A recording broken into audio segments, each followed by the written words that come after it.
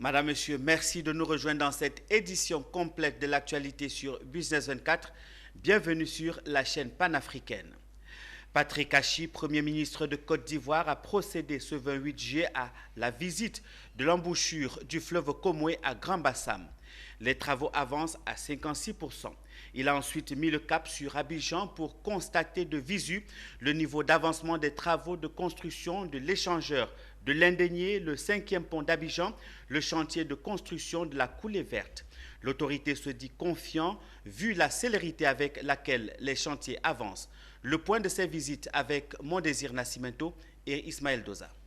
Mondoukou, localité située dans la commune de Grand-Bassam, station balnéaire et ville historique de Côte d'Ivoire, abrite l'embouchure du fleuve Comoé, un fleuve long de 700 km traversant le pays. Depuis 1980, les travaux de l'ouverture de cette embouchure stratégique du sud du pays ont été amorcés.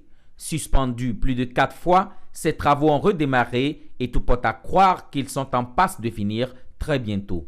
Cet espoir est vérifié car le Premier ministre Patrick Achi est allé lui-même constater ce jeudi 28 juillet 2022 l'état d'avancement des travaux.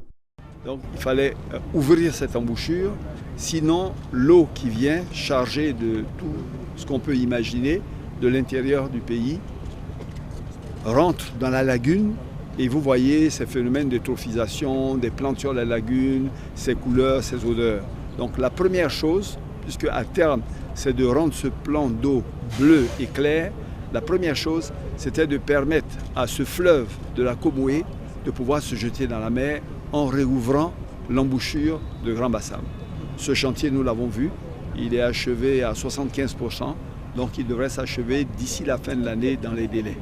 Cette visite du Premier ministre, accompagnée de plusieurs autres membres de son gouvernement, sur tous les points de ces chantiers de Mondoukou, montre tout l'engagement de l'État de Côte d'Ivoire quant à l'achèvement rapide de ces travaux.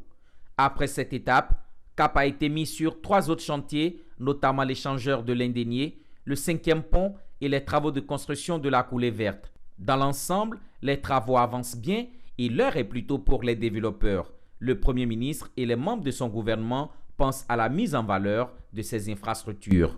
Donc les instructions que nous avons données, c'est que ces projets se fassent, je dirais, dans la séquence prévue pour qu'au moment où ce chantier va être livré, on n'ait pas un des projets qui soit en retard et qui fasse qu'on ne puisse pas exploiter l'ensemble.